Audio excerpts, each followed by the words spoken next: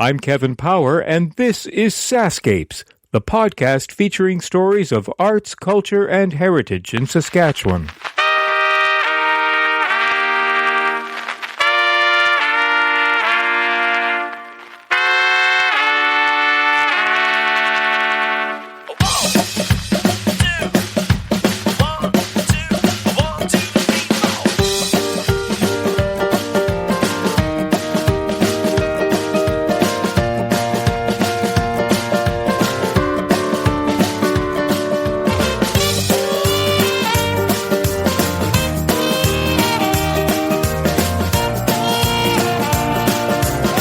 Welcome to episode 78 of SaskScapes.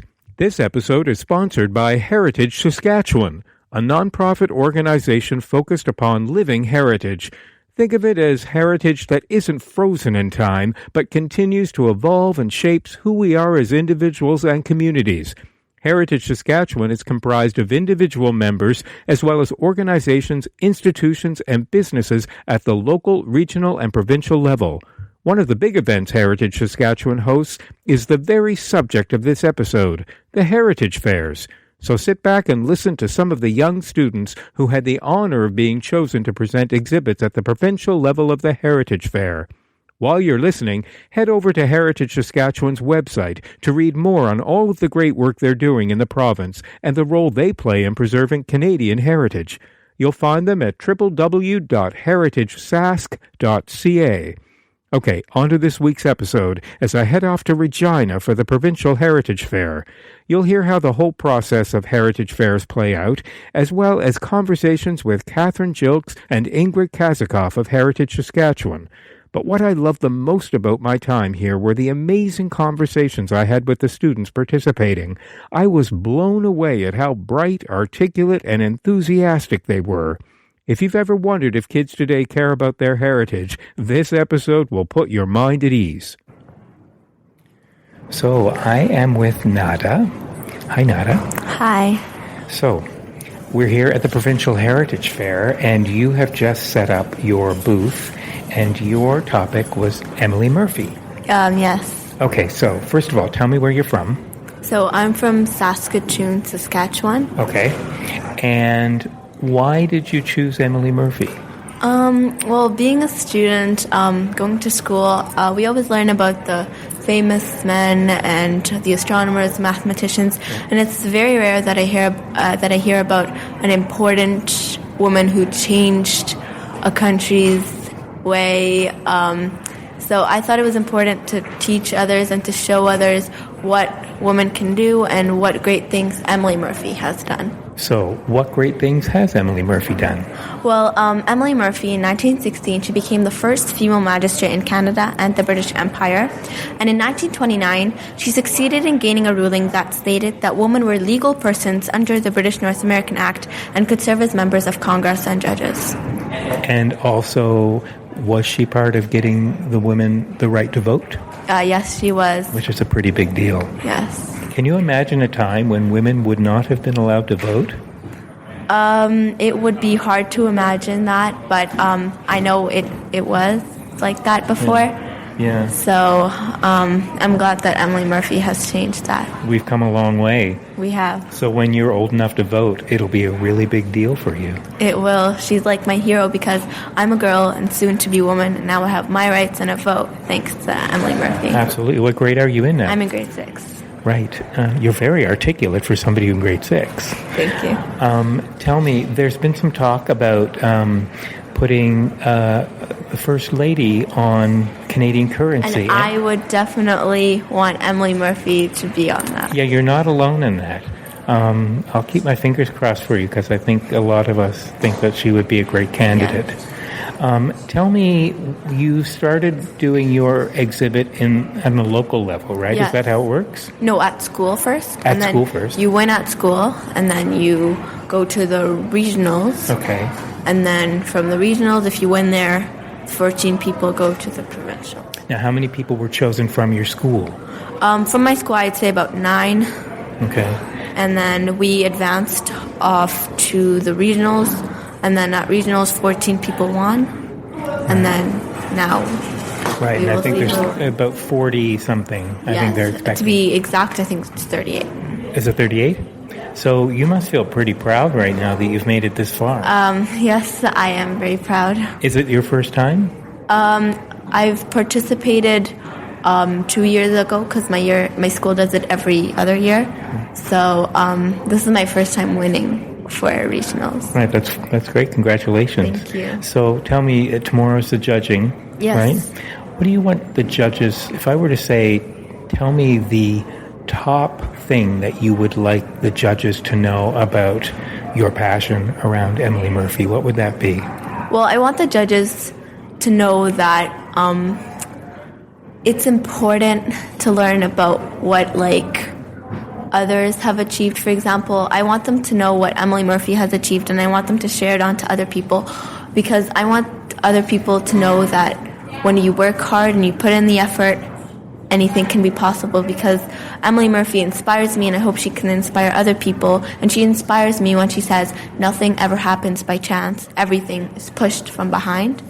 So I want that to touch people, and I want them to really do something so that we would change society just as Emily Murphy did. Yeah, because do you think with your age group, do you think sometimes kids kind of feel like things should just come easy, that there should just be a sense of entitlement? I do. Yes. Yeah, but I don't think any great person on this planet, Emily Murphy, Edison, Einstein, none of them got where they were without a lot of failure and with a lot of struggle. And I think also what's fantastic about what you've done, and I'm sure the judges will pick up on this, is the fact that you're a female. And beyond her accomplishments, the fact that she is a female you connect to. Yes. That's fantastic. Well, good luck tomorrow. Thank you. So, thanks for talking to me. You're welcome. Thanks for listening. I am with Mustafa. Hi, Mustafa. Hi. You're doing an exhibit on Viola Desmond. Now tell me, why did you choose her? I chose her because it's against racism and segregation, and to make our country better, we should stop being racist and segregate against people. Even though it's illegal in a workplace, we should also stop doing it anywhere. Right, I agree. Now, tell me, where are you living currently? We were living in Egypt and also in Ontario.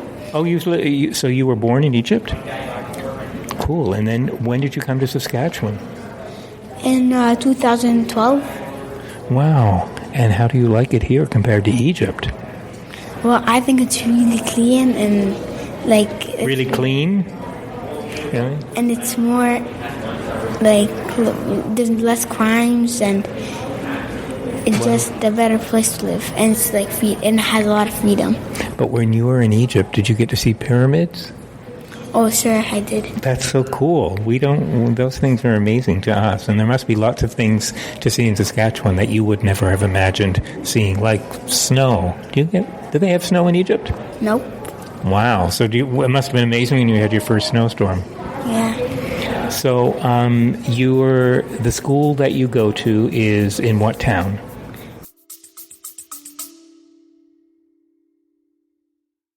Hey, it's Kevin. I hope you're enjoying the episode so far. Just a quick reminder that the SaskScapes podcast is available for free on your favorite podcast app, or you can stream it from your browser. Check out the show notes for the link. On the SaskScapes homepage, you'll notice something new under the logo called SaskScapes Plus. You can't miss it. There's a big button saying support with a heart icon next to it.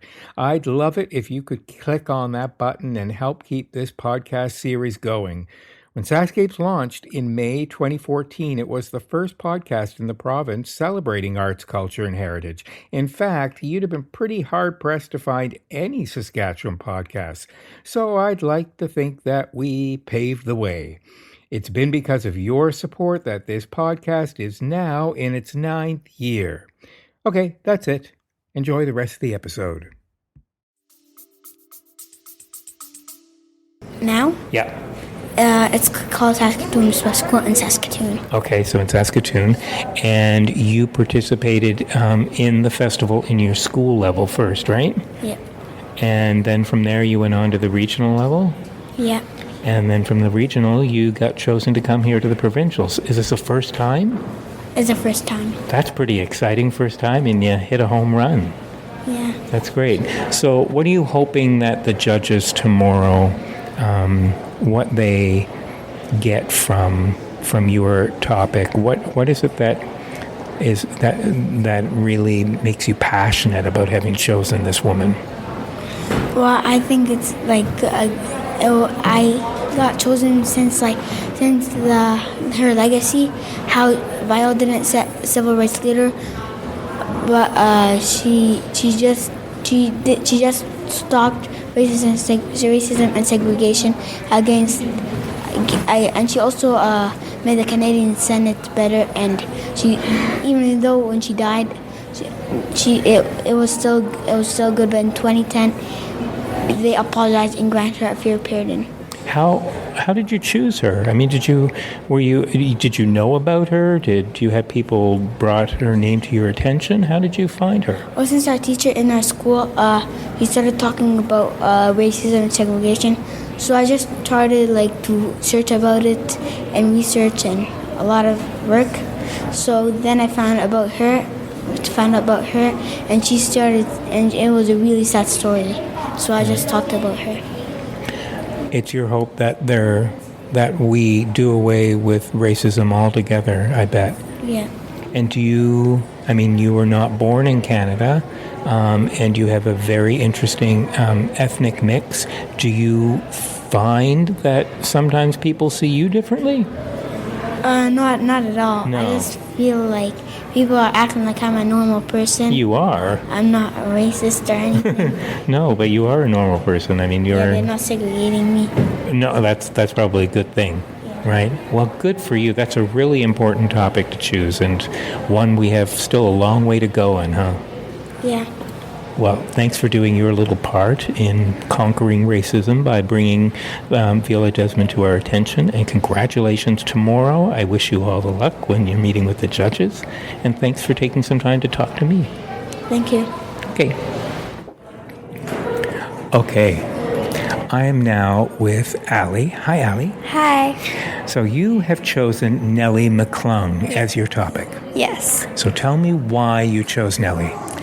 Well, it was the start of the year, and my ELA teacher had us in a biography unit, and we came across one about Nellie McClung, and no one knew who she was. So tell me, who was she? She was this woman who did so many amazing things for the women of Canada. She was also a teacher and a mother and an author. She did so many things, and she got women the vote, and she just did so much, and it was pretty cool. Right, and nobody knew about her. No. Did you know about her? No, I didn't. So not then until you we read it. So then you set off on doing all of your research. Yes. Where was Nellie from originally? She was originally born in Chatsworth, Ontario, but she moved to Manitoba within 7 years. Right. And how important was it that she was one of the women that got women the right to vote in Canada? How big of a deal was that? Because up until then, you were forbidden to vote, right, if you were a woman? Well, if it wasn't for her, women of Canada today would probably still be hiding in their houses, and they couldn't do much. It's not fair that they were treated like that, and it's amazing that she stood up for themselves. Can you imagine that in your own life? That here you are, you're female, you're going to grow up to be a woman. Can you imagine living a life where you didn't have the right to vote? Not really, because I'm just so used to having so many rights, and it's easier. Right, but it wasn't easy to get that right. Is that right? She was told that she couldn't do it many times, and people mocked her and were saying that trying to get the vote was dumb because it would never work, and she wanted to prove them wrong. Right. So does that inspire you to go for things even when people tell you can't? Yes. So this is your first time entering the Heritage Fair? Yes. So did anybody tell you couldn't? Lots of people said that they didn't think they were doing very good, but I didn't want to be one of those people who said that I couldn't do it, because you need to have faith in yourself in order to do good things. Right.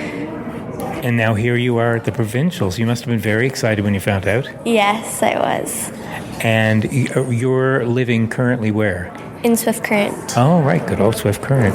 So this is pretty exciting. And what do you hope that the judges get from your exhibit tomorrow? What's the passion you want them to see that you have? I want them to see that anyone can make a difference, and it doesn't have to be someone who's born into a royal family or someone who's famous. It can be anyone who wants to make a difference. Well, I hope you make a difference tomorrow, and I wish you lots of luck with the judges. Thank you. Tell me, what's happening with you guys tonight? Tonight we are getting to go to the Sports Hall of Fame and then a free IMAX movie, and then we're spending the night at the Science Center. I know. How crazy is that, right? Like you all go with sleeping bags? Yep. That's so fun. Do you know what movie you're going to see already? No, they haven't told us yet. I wonder what it is. It's probably not Batman versus Superman, I'm expecting. Well, listen, have a ball tonight and tomorrow, and just remember, no matter how you place, I know you know this, you've done a really big thing by bringing Nellie to our attention. Oh, and one more thing. There's been some talk about putting a woman on Canadian currency. What do you think about Nellie as being a candidate? I think she deserves it more than anyone else because she actually made a change in Canada. Right. And she isn't royalty, and it just says so much that she could do that kind of thing. Right. Well, fingers crossed for Nellie. Fingers crossed for you. Now go have a great time. Thanks, Thank Ellie. you. Okay. Okay, now I'm with Brooke. Hi, Brooke. Hi, nice to meet you. Nice to meet you. Now, you live in Swift Current, Yes, I do. and you have chosen for your exhibit the Frank Slide. Tell me about the Frank Slide. Well, it takes place, there was a town of Frank, and it was outside of the Frank mine. And on April 29th, 1903, a giant rock slide fell down on the town from Turtle Mountain, which was over top of the slide. And they don't know the exact number, but they're thinking about 90 to 100 people died. And yeah, that's pretty much the main gist of it. And why did you choose that? Well, we went on a vacation there a few summers ago, and I was really fascinated by how much history was involved with this, and I just wanted to learn more about it, so... Wow, and this your first festival? Yes, it is. Wow, well, congratulations on making it this far to the Provincials. You must have been pretty excited when you found out. Yes, I was. Right. Well, I know you guys are going to have a fun evening and a fun night tonight, and I wish you lots of luck tomorrow with the judges. Have a ball. Thank you. Nice to meet you, Brooke. Nice to meet you, too. Okay. Now I am with Isaiah. Hi, Isaiah. Hi. So you live in Swift Current as well? Yes, I do. And you have chosen for your topic the fur trade and Saskatchewan's involvement. Yes. Now, why did you choose that topic? Well, I have lots of knowledge of the topic, and it very well interests me. Now, did you have knowledge prior to entering the Heritage Fair? Yes, my grade 4 teacher was very heavy on that stuff. Really heavy on that Yes. stuff? Right. And so what was the big impact? What impacted you the most that you really are clearly passionate about this? Just the amazement of how different it was back then to now. How different was it? It was extremely different, including the reasons that we don't do the fur trade anymore. We don't trade furs anymore. Okay, so initially the trading of furs was done because why? Well, because there's these Scottish immigrants for the Northwest Company that wanted to have a business and wanted to make money. So, and they trade with the First Nations for tools and stuff that they didn't have. Okay. Right, so it was a trade. It was a bartering Yeah, it was system. a trade. Right. And why don't we have it now? Well, because we have money. We don't need to trade that stuff. Okay.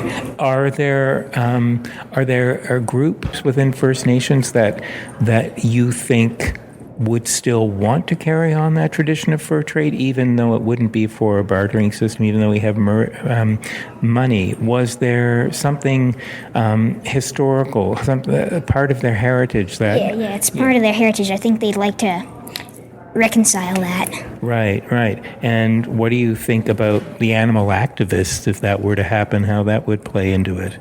Well, that'd be a very large conflict because when the fur trade ended, another one of the main reasons was that the beaver was being overhunted and there was barely any beaver left for them to hunt. That's another cause of the ending of the fur trade, yeah. Yeah, now we've just gone through a sort of a beaver-controlled hunt right now. How did you feel about that? Well, I was on both sides because, it's just, there's good reasons for both. Hunting beavers can be good in many ways. It profits money and products that people can buy. If you're using the beaver, yes. But sometimes in the past it's just got left, yeah? Yes, people have just left the bodies to rot in the wild, and that's not right.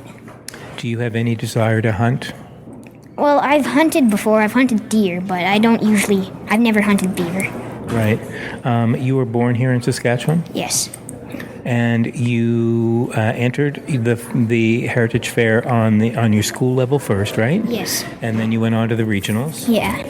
And so you made it all the way to the provincials? Yes, I did. Tell me, what grade are you in? Grade 6. Are you really? Yeah. You're shockingly articulate for a kid in grade 6. Thanks.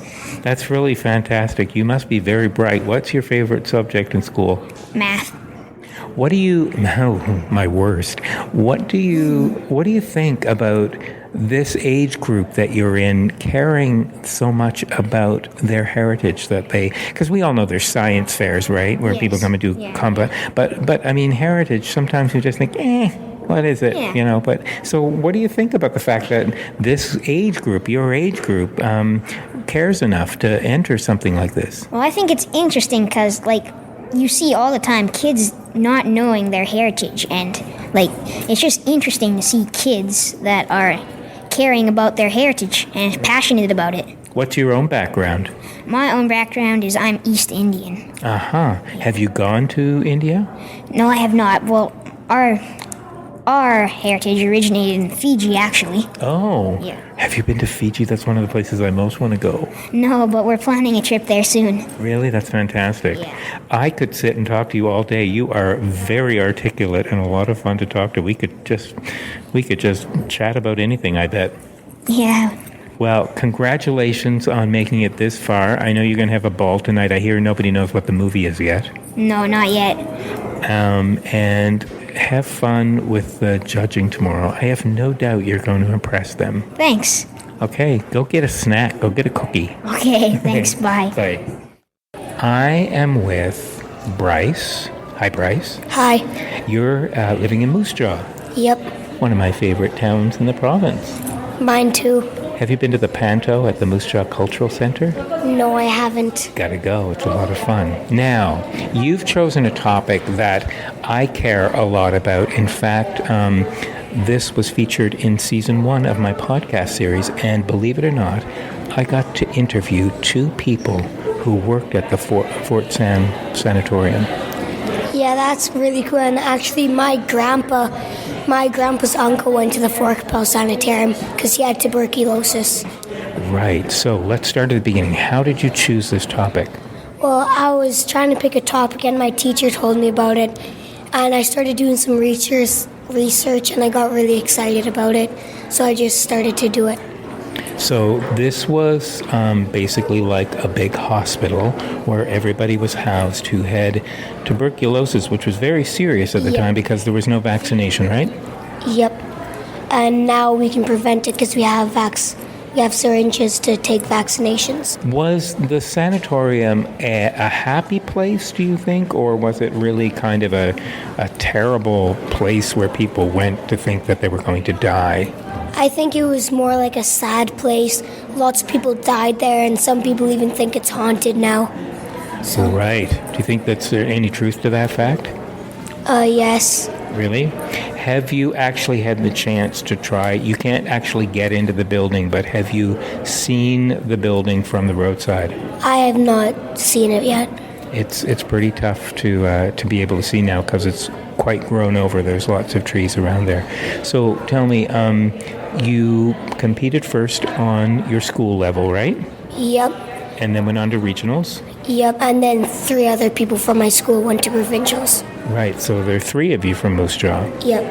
And was this your first time entering?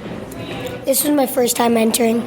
So Only in grade 4 right now. You must be pretty excited when you got Yeah. chosen to go all the way to the provincials. Yeah. So tell me, tomorrow is the big judging day. What are you encouraged to do? What is it that your teachers and parents are telling you to do to try to get the attention of the judges? I'm just going to try my best and do my best on speaking and not goof around. Yeah, well, that would be good. What kind of elements did you have to bring into your display? I mean, were there certain things that you had to have in your display, or could you just have creative freedom to do whatever you wanted? Well, I brought a mask and some gloves and a syringe for my backboard. Okay, now the significance of the mask would be because they wore that, not because it was highly contagious? So they didn't get infected, yeah. Right. Are there diseases now that we thought we conquered that are coming back that you're aware of? Yeah, people still get tuberculosis, but now we can get rid of it and they don't have to go to the sanitarium. We have vaccines now, so. Right. We have vaccines for a lot of diseases, huh? So it's pretty important that we have these vaccines. Yep. Well, I gather that you're going to have a lot of fun tonight. You're going to go sleep over at the Science Museum? Yep. And then tomorrow is judging day. Well, I wish you a lot of luck. It's a really impressive topic that you've chosen. It's a real important part of our history. So good luck tomorrow. Have fun. Thanks. Thank you. Okay, now I'm with Catherine Gilks, who is the Education Coordinator of Heritage Saskatchewan. Hello, Catherine. Hi, how are you? I'm excellent. So here we are at the Provincial Heritage Fair in Saskatchewan. And tell me, what number is this? Of Heritage? Yeah, how many fairs? Well, so they've had a fair since in the middle of the 90s, but for us with Heritage Saskatchewan, since we took over the program, this is our 3rd Provincial Heritage Fair. The 3rd one, right. So this is a pretty big deal to set up, I would expect. Yes, it is. Now, did you have to drive around to some of the regionals? Yes, I did. I went to all 4 regional fairs that we currently have right now. Went to the Saskatoon Regional Fair, the Moose Jaw Regional Fair, Swift Current Regional Fair, which this year all happened to be within 48 hours, and then the Regina Regional Fair as well. So you have seen your fair share of Saskatchewan roads. Yes, I have. Right. And is this, does the bulk of the responsibility of organizing this beast fall in your lap? This event here, yes, and coordinating the various regional coordinators and stuff as well. Coordinating them with they coordinate their own regional fairs, but I have to coordinate getting schools involved. I outreach to schools, getting them in touch with regional coordinators to participate at the regional level, and just promoting the program. Right. In your travels, what are the impressions of what you've seen? Not only, I mean, all of the exhibits, not everybody made it here to the provincials, but I'm struck by the articulate kids that are here, their passion for their projects. It must feel very rewarding to know that you're dealing with a generation that actually cares about their heritage. Oh, indeed. It's really rewarding and it's amazing. I mean, we have 40 projects here today that are incredible. Of course, we had about 330 at the various regional fairs, and overall there was over about 3,000 students who created a project this year at all their schools. And at the regional fairs, there was a lot of amazing projects, some of them amazing artistically, and they just arrived, they were pretty good, and they were just amazing. Since maybe their presentation was not quite as good, or maybe it was pretty good too, but they just didn't quite make it to the top. We had, from Regina and Saskatoon, we had the top 14 projects, or top 14 students, I should say, and from Moose Jaw and Swift Current, it was the top 7. So some of the projects we don't get to see here, but they were very good as well.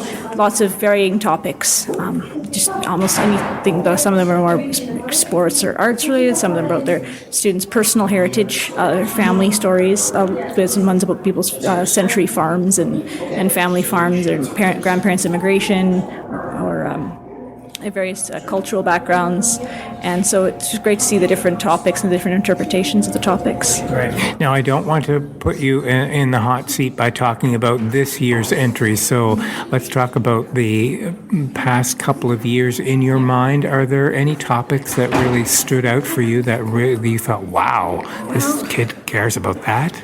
Well, it's like almost all of them, the kids really do care about them, and they have a great passion for them. And unfortunately, I don't get a lot of time to talk to the kids individually. I sort of overhear them present to the judges, and occasionally I get to talk to them, ask a few questions. I get to hear a little bit more students who do a video project called The Young Citizens, which is a national project run by Canada's History. And students are chosen at the regional fairs to create videos of their projects, which are then submitted and they'll be online. So I get a chance to see those students a bit more because I get to see their videos, and the ones who win, the top two videos from each province and territory, I get to go to Ottawa, and so I get to talk to them a lot more about their projects and a lot more about what they've gone through and their process and everything, because I get to spend more time with them, obviously. Yeah, so there's national level beyond this, yes? No, not for this. The national, they're called the Young Citizens Contest, and that's a separate contest. It's just chosen at the regional levels, and and Heritage Saskatchewan and myself administer it in the province of Saskatchewan, in conjunction with our Heritage Fairs program. We select the students with some consultation from filmmaking colleagues of ours for the regional levels. So right now those kids are currently working on their videos to be submitted at the end of June. But this is the highest we get for the traditional create a project, a presentation, and stuff like that. We don't have a national fair anymore. So when the Heritage Fair isn't happening, what are you charged with the rest of the calendar year? What's your goal? What do you want to see take place for Heritage Saskatchewan as far as the education aspect goes? Well, I still work on the Heritage Fairs year-round as well, getting other schools and other interested regions perhaps interested in doing it for next year. And so I do that. I also working with our other colleagues on our intangible culture heritage, living heritage projects, especially leading into 2017. I'm more involved with that and other projects that Heritage Saskatchewan has been doing throughout the year. My main folio right now is the Heritage Fairs, but other things as well. Right. When this is over, do you get a little bit of a break? Just a little bit. Well deserved one. More at the beginning of June, because next week we have our the Architectural Governors Awards, and I have to help out with that. And I have to be here early in the morning, like at 8 o'clock, to get the judges oriented. And so I figure I should go home for a good night's sleep. Yes. Well, I do wish you a good night's sleep. This is quite an impressive effort that you have happening here. Thank you very much. So congratulations, and have a ball tomorrow. I'll be back. All right, I will. Thank you very much. Thank you, Catherine. Hey, it's Kevin. Just a quick reminder that SaskScapes is a free download, no matter where you find us. SaskScapes has its own app for both Android and Apple devices, and that app can be found in the Apple App Store and Google Play. You can find us on iTunes, Stitcher Radio, SoundCloud, and Libsyn, as well as many of the other popular podcasting sources. If you like what you're hearing, your comments and star ratings help boost the series in the podcast rankings, so I'd love to hear from you. Okay, let's get back to the podcast. Okay, now I'm in the exhibit room, and I'm with Nabira. Hi. Hi. So, tell me, what grade are you in? I'm in grade 8. And you live here in Regina? Yes, I do. And is this the first time you've entered a Heritage Fair? No, I've been entering for the Heritage Fair 3 years in a row. 3 years in a row I've come to Provincials. Oh, wow, you're a pro. All right. How did you place last year? Last year I won the Digital Award here. Yeah. Wow. Oh, yeah, tell me about the Digital Award. So the Digital Award is awarded to the person that uses the most creative way to enhance technology in their project to represent it. And again, to this year, I'm aiming for the Digital Award, so because I have a bunch of QR codes that you can scan, and I've created a bunch of graphs on the computer, and I have videos that I've made to put into my project to explain it a little bit better. Where are you going to be displaying your videos? Huh?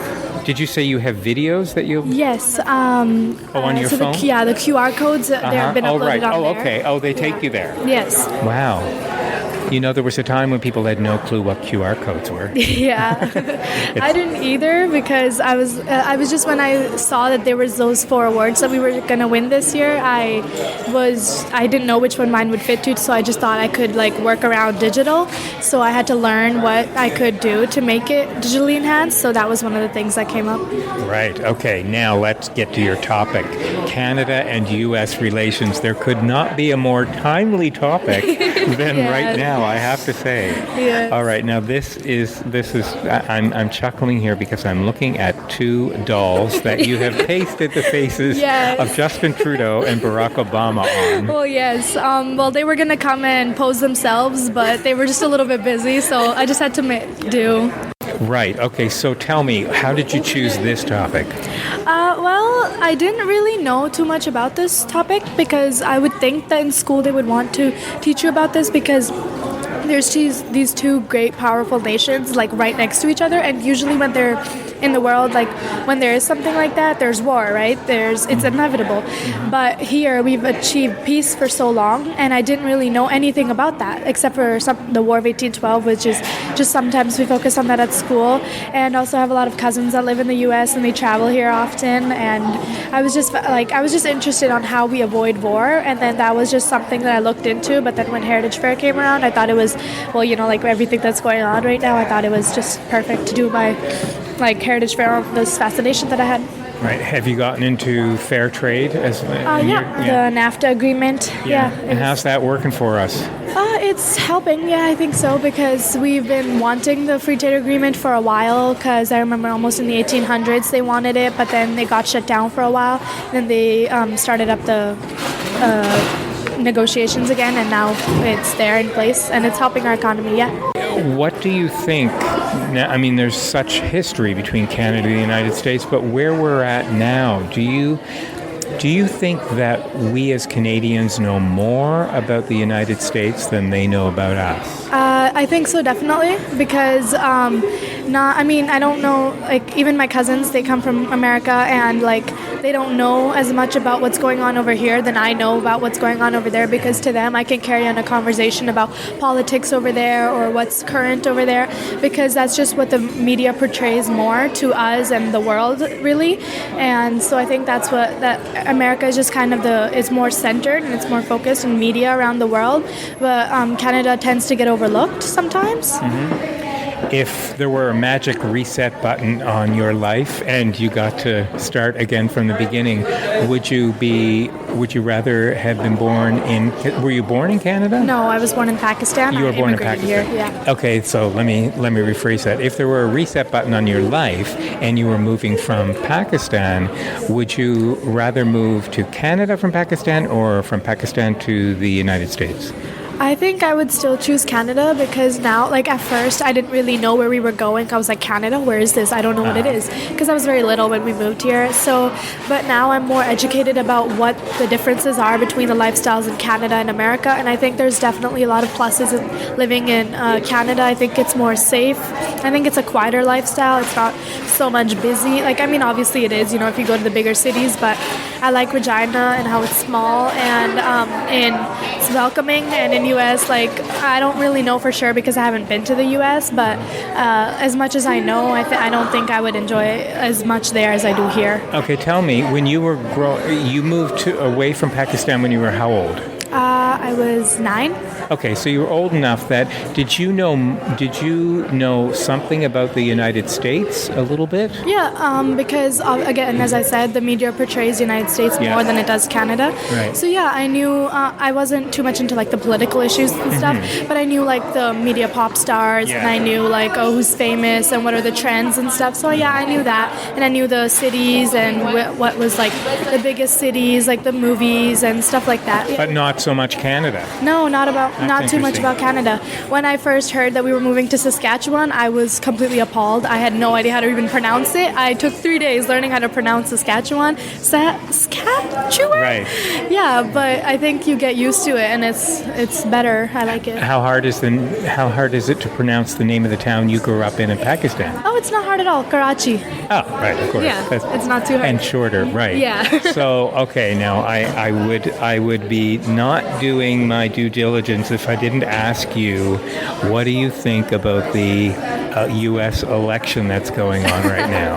I think that's the question that I get asked most from this topic. Yeah, definitely. Everybody's like, I know it's not in your project, but what do you think about it? Well, I think that what's happening there right now is kind of like it's around the world. Honestly, everybody knows about it, and it's definitely going to affect us because So I think what you're supposing right now is Donald Trump is what everybody asks about. Well, yeah. I guess what the bigger question is, what would the scenario be like if we were looking at relations between Justin Trudeau and Donald Trump, and relationship between Justin Trudeau and Hillary Clinton? I think with Hillary Clinton, they could be better than with Donald Trump, but with Donald Trump, it seems like it's a very negative downfall. I looked at some research because I was interested in it too, how would it affect our relationship, and there's a lot of downfalls. Like there was a scenario that it did happen, and our economy dropped down because we are so reliant on each other for trade and security, and people don't realize it, but Canada and America, their livelihoods are very closely connected. But if Donald Trump were to win, it would definitely cause the downfall of that, and we would become almost negative because we wouldn't drop out completely because obviously we need each other to survive, but it would definitely be negative. There would be a lot of downfalls of it.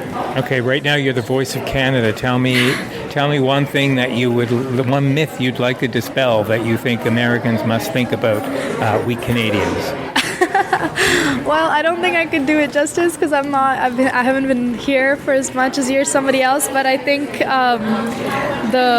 we do not all live in igloos, right? Exactly, igloos. I think that's one of the silliest ones. Right. I've never even really seen a real igloo in most of the parts that I've been to of Canada, right. And I've been to a few. That's not true. We don't live in igloos. We have real houses. Right.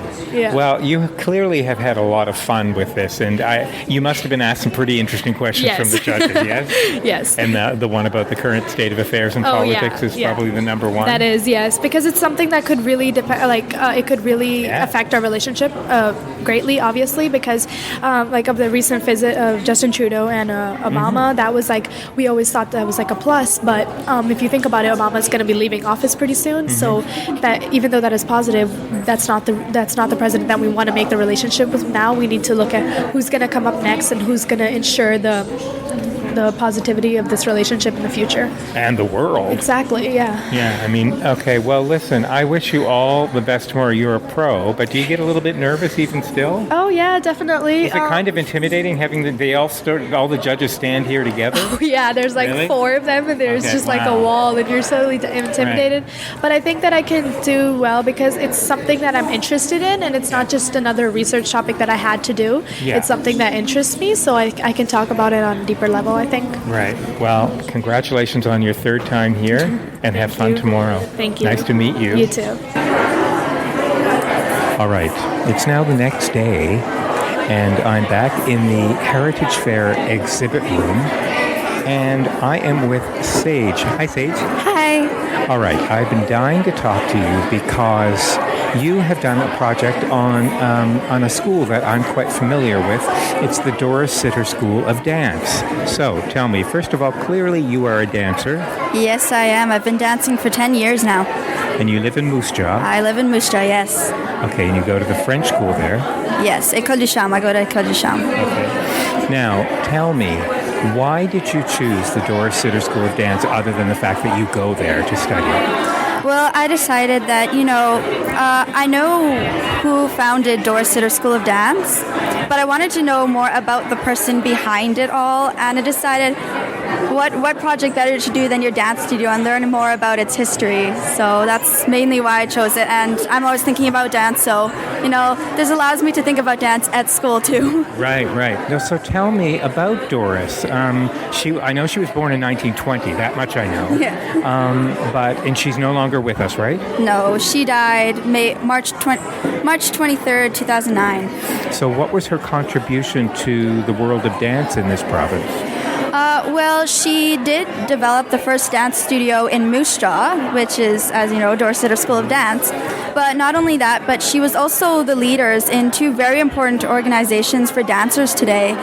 The Moose Jaw Festival of Dance, Dance Inspirations, and also Canadian Dance Teachers Association. That's a syllabus, an exam syllabus, that's now known throughout the whole world. And that definitely helped dancers to develop their technique and become professional dancers out there in the world. Wow. Now, do you know much about her background as a dancer herself? I couldn't find, not a lot of people know about her background in dance, because she was one of the pioneers of dance. All I know that she did start her career teaching at the Town Theatre with 35 kids in Vanguard. But other than that, I don't know a lot about her background in dance. I just know that she was extremely talented, let's just say. Right, and so she's not with us. The school, was it always named the Doris Sitter School, or is that how she opened it? What happened was in 1948, when she first opened a dance studio in Moose Jaw, it was called the Moose Jaw School of Dance, and then in 1966 it was officially named Doris Sitter School of Dance. Okay, and you've been at the school for how long studying dance? I've been at the school for 10 years now. Is this your first entry into the Provincial Heritage Fair? This is the first time, actually, my whole school has done this Heritage Fair. Oh. In the past, we do science fairs, but this year I made it past the school fair, the regional fair, and now I'm here, and I'm just excited. It's a cool experience. And yeah. Right, so what do you know... You're in a generation of kids that are glued to gaming and glued to their eye. Oh, you're rolling your eyes when I say that. You know, what do you... it's in science fairs we're quite familiar with, but we're talking about heritage here, which might not be the thing that rolls off of every kid's tongue as something that they're interested in. Why do you think it's important to take an interest in heritage? I think that... one of the reasons why is I think just finding, if you choose your subject and you find out more about that thing, it's also the process of finding all that information and learning more about your heritage. Like, I couldn't find anything online or in books, so I had to go and ask people. And I think, having that information is passed like to generation. And I think that it's just really important to take an interest just in your heritage because, without it, you probably wouldn't be who you were. So that takes a big part in your life. So I think that's why you should really be interested. That's why I'm interested, anyways. I'm glad that I could do this, and I just think that it's a good way to spend my time. Other than I see lots of people, like you said, it's like the age of like electronics and stuff. And actually, because I'm so shy most of the time, I had to find almost like another way I could almost occupy my time and just stay busy and just not worry about what other people are thinking. And that's why, dance has become such a big part of my life. Right. What a great answer. So the judging has just happened. How did that go for you? It was a while ago that I did my presentation, so I was still familiar. I did my presentation like 3 times already. I pretty much know my information. I was a little nervous. It's very cold here, actually, so that didn't help with my nerves. But I think it went pretty good. The judges were all very nice, and they made me feel more comfortable with my project. And I decided, it's the last time doing this. Better make it a good one, I said. So yeah, it's great. Well, thank you. And I know the judging, the awards given out after lunch. Yes. So best of luck with that. But I just think having made it this far is already reward enough, right? Yeah, that's what my mom said. I was so nervous when I came. I'm like, oh my goodness, like what's gonna happen? She's like, hey, look at it this way. You got this far. Yeah. Isn't that a big enough accomplishment? I'm like, you know what? You're right. It doesn't matter if I do super good. I know that I did good. So that's what matters most. And I know I got this far. So. That's all that mattered. I think Doris would be very proud of you for feeling that way. Thank you, Sage. Nice to meet you. Nice to meet you too. Okay. Now I'm in a slightly quieter space in the solarium, and I am talking with Sage's mom.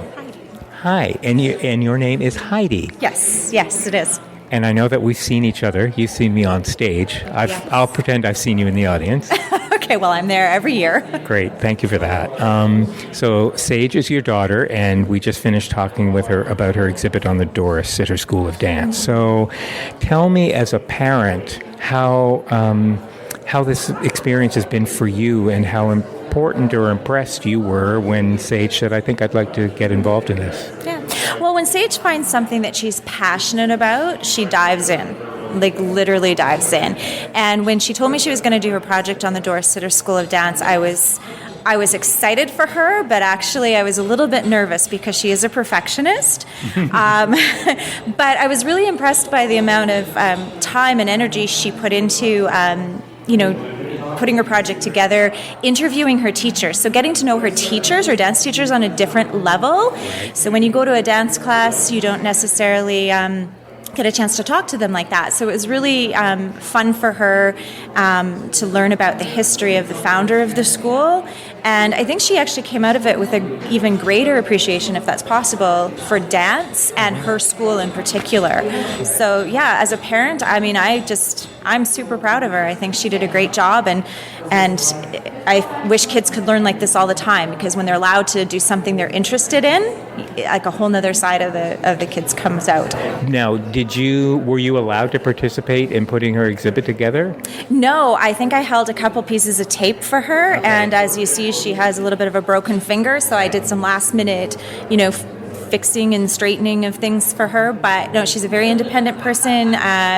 She'd ask my opinion once in a while. Usually didn't take it if I gave it to her, but that's kind of where I bought the board, put some money into it, paid for all the shoes that she has on display, but that's where my role ended.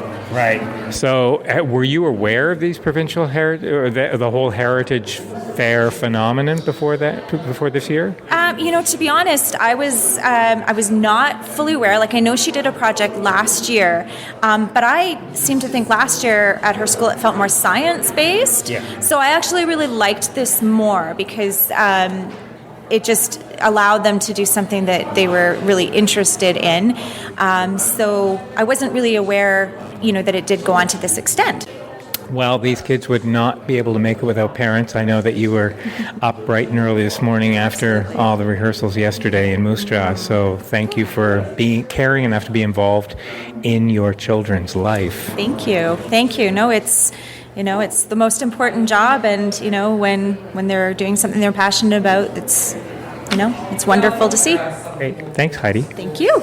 Now, here I am with Ingrid Keskoff, the CEO of Heritage Saskatchewan. I've been working in Heritage for a long time, and with a museum background, we went through a period of decades where it was about the collection, and now even museums are saying it's about the story. Yeah. And it's not that they're separate. I think we really need to look at the fact that they go hand in hand. And when we talk about living heritage, we really recognize that it's more important to the stories become more important because it's also about knowledge transition. It's about not keeping something frozen in time, but moving it forward. Because if we don't pass that on from one generation to the next, then it just becomes something that's placed on a shelf and forgotten. And we're all products of our heritage, whether we like where we our past heritage or not. But we are products of that, and we need to know what's important, what we value. And I think today what I'm finding with the students is that they get that. Yeah. I was just asked, well, what kind of projects would fit into living heritage? I said anything that the students see as an interest, because that's what they value. That's what they find of interest, and I find that so important. When you go and speak with them, they're excited about it, they're passionate about it, and they've learned something. But what I find so critical in all of this is that we learn from them. Absolutely. I don't know why we have this need to put this heritage in a box and say this is what it is, when it's actually a bigger concept. So, to that point, this is the third heritage fair that Heritage Saskatchewan has sponsored. Yes, there has been a program. Thankfully, the Saskatchewan Youth Heritage Fairs Association had seen the vision to host fairs about 21 years ago. And Heritage Saskatchewan became involved and continued the program. And I would believe this is our third year that we've hosted a provincial fair, and it's so exciting for us because we can engage with the youth of the future, and I find it so wonderful because I think that the future's in good hands when you've got students like this that are researching these topics but can see how they apply to them today and what they're going to do with them in the future. How much of a challenge has it been for you, for Heritage Saskatchewan, to bring schools on board? I know you're constantly putting the word out. I won't deny that it isn't a challenge. We certainly have great participation from the Regina and Saskatoon areas, but the challenge is this is very dependent on volunteers and teachers, and I appreciate the teachers have so much thrown at them through the course of the year, and I know that personally. My husband is a teacher. Right.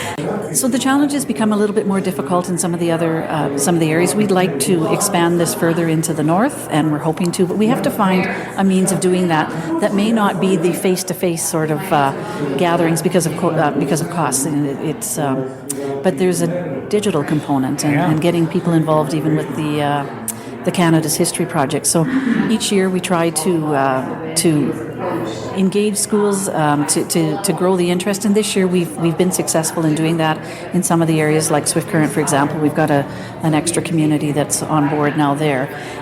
I see each time that we have another school coming on as being critical and important. Well, because this is a demographic that I would think you really have to focus on to keep heritage alive, right? I mean, absolutely. This is our future. Yeah, and again, because we've got such a diverse group of students, we learn so much from that diversity, and it is amazing how much they know and can teach us. All right, just slightly off this topic, because I do want you to speak to something that's very important that's just happened. You were telling me about the conference you've come back from in Quebec City, and tell me about the new connection Heritage Saskatchewan has. Well, the new connection there is that in 2003 there was a declaration, UNESCO had a declaration on intangible cultural heritage, and throughout since 2003 a number of countries have signed on to that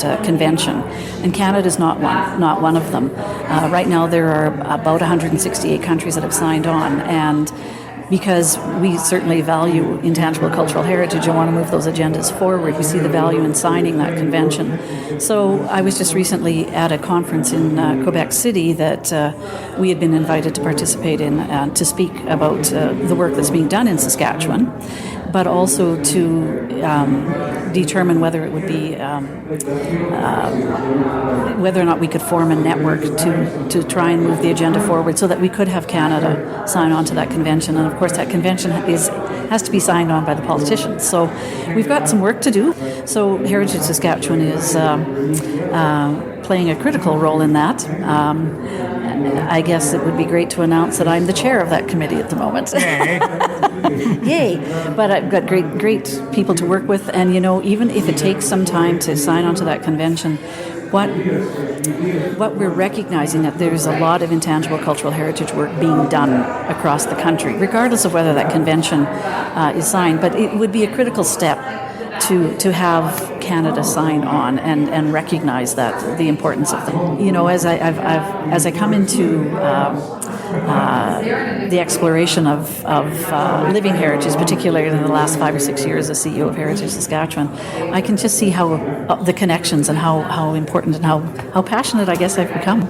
Well, it's tremendous work you're doing in the province, in the country, and this Heritage Fair is just spectacular. Yeah. You've just hit it out of the park. Thrilled. You must be very, very proud. Yeah, it's great, and I'm really thrilled with my staff that have worked with this too. It's an exciting day, and it's great to get out of the office, and to actually be seeing something that you feel passionate about evolving and seeing it passed on from one generation. Because you can talk about the theory of intangible culture until the cows come home, right? It's the living, it's the work. Yeah. Well done. Well, thank you for inviting me to come along. Well, I'm glad you came. Hope you're enjoying yourself. I am. Thank you. Thanks, Ingrid.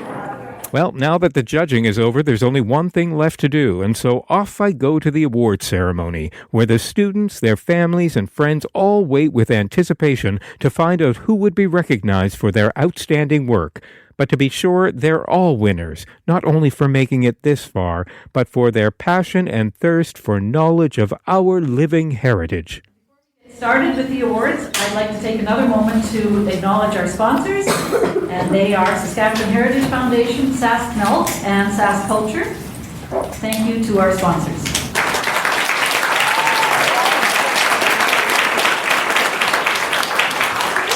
I also would like to take this opportunity to thank the teachers and parents who helped to make this provincial fair possible in your various roles of mentor, driver, chaperones, and judges and beyond. Thank you. We really, truly couldn't have done it without you.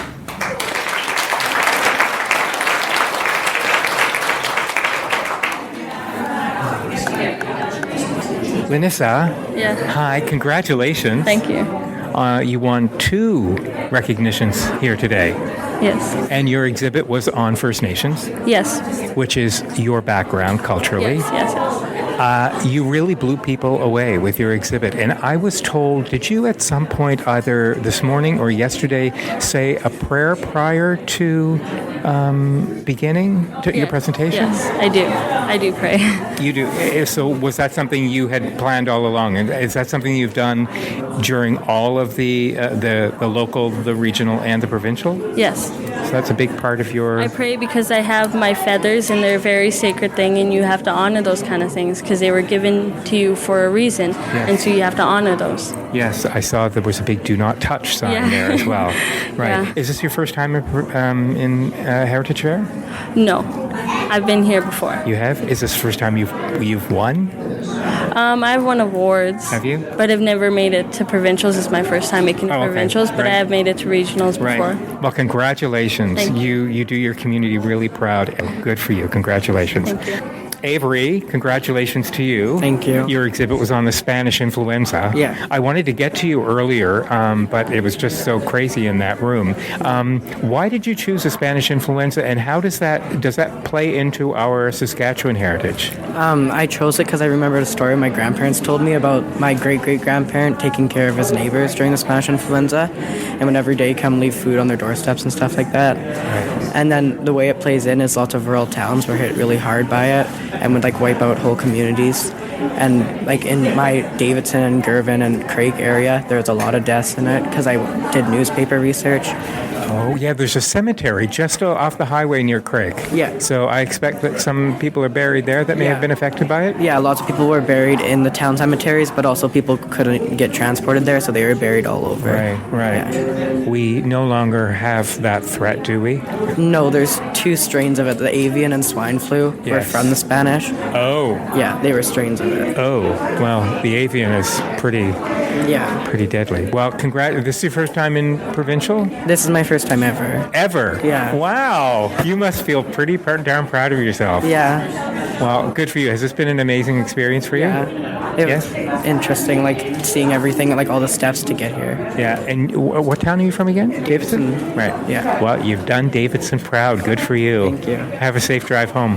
Thanks. Hey, Kent, how are you? Good. How are you? I'm good. So you did the Saskatchewan Air Ambulance, which is something very important to us in this province. Why did you choose that topic? I chose it because I was at a museum 2 years ago, and I saw this cool plane, and I found out that it was an air ambulance. Mm-hmm. And I couldn't figure out one this year, and I was like to Mom, so what was that plane I saw at the museum? And she's like, oh yeah, the air ambulance. And I started kind of researching it. I found out that it led into the service today, and that's just how I got into it. We have only one, right? No, we have 2. We do have 2. We have stars, and we have lifeguard. Lifeguard uses planes because they can fly farther and faster, and stars flies shorter distance missions. Right, and this is pretty important work that these guys do on the whole. Do they get to areas where that are not particularly accessible, as well as just getting people to major hospitals that are living in rural communities? They can't get to some of the places stars can get to because they Okay. can just land flat. Okay. But lifeguard can land in quite a few places. Okay. So is this something you'd like to do? Yes. You didn't even hesitate to think about that. Wow, that's fantastic. Is this your first time coming to Provincial? Yes, it is. Is this your first time entering the Heritage Fair ever? No, I did it. You did it before. Last year. Okay, great. Well, you must feel pretty darn proud of Yeah, I yourself. do. That's pretty fantastic. And you're from what town? Weyburn. Oh, from Weyburn. Yes. Good old Weyburn. Right. Yeah. Well, have a great ride home. You've done Weyburn proud. Yeah. Congratulations. Thank you. Thanks, Kent. Thank you. Come over here, you guys. Bryn and Maya. Maya's. Okay, I'm with Bryn and Maya, who are made up so fantastically that the second you walked into the room, everybody turned your heads. You guys did your exhibit on the Moose Jaw tunnels, yes? Yes. Right, now, are you from Moose Jaw? No. Oh, so why did you take an interest in the Moose Jaw tunnels? Well, our teacher was talking about the Moose Jaw tunnels, and she showed us a couple of videos, and we were very interested about them, and we decided to do our heritage fair on them, but we didn't know much about the tunnels, so then we went to the tunnels. Yeah, you did go. Yeah, right. And so you went underground and you saw them do a reenactment down there. They have actors that are down there, yeah? Yep. And so you're dressed up as if you're one of a couple of the actors there, or are you Well, dressed up in the period? Tell me about your like- costume. We're dressed up as black and white pictures. Oh, right. It makes total sense. That's so clever. Thank you. And and you're obviously in costume that would be appropriate for that time. Yeah. That's so clever. Now that you've said it, I totally see it. Whose idea was that? Well, my mom saw it on Pinterest. You saw it online? She saw it online, and she thought it was really cool. And since our backboard was so colorful. So tell me, who was the most famous person that has a legend about him in the Moose Jaw Tunnels? Al Capone. Yes, and was he a good guy? No. He was a gangster? But no one's sure that he was even involved with the tunnels. But Right. still, he was a really bad man. Right. So is this your first time working together in a heritage fair? Yes. First time coming to a heritage fair ever for either of you? Yeah. Yes, but in grade 4 and 3 we just did them, but we didn't actually move on. Okay. We just did them for Do you always do yours together? No. No, this was the first time. Yeah. But this is your first time coming to Provincials. Yeah. Yes. And look how well you did. Congratulations. You must be pretty darn proud of yourselves. Remind me again what town you live in? Here, here. Regina. Oh, you're right here in Regina. Ooh, Yeah. Well, you've got a long commute home, don't you? Yeah. Well, congratulations. You've done Regina really proud. This has been so fun to watch you guys get all this recognition. Congratulations. Thank you.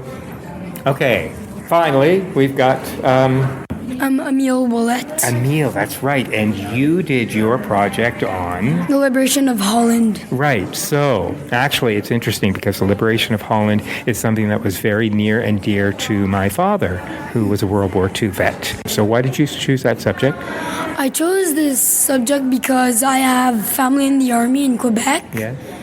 And I'm in cadets, and mostly World War II is my favorite subject in school.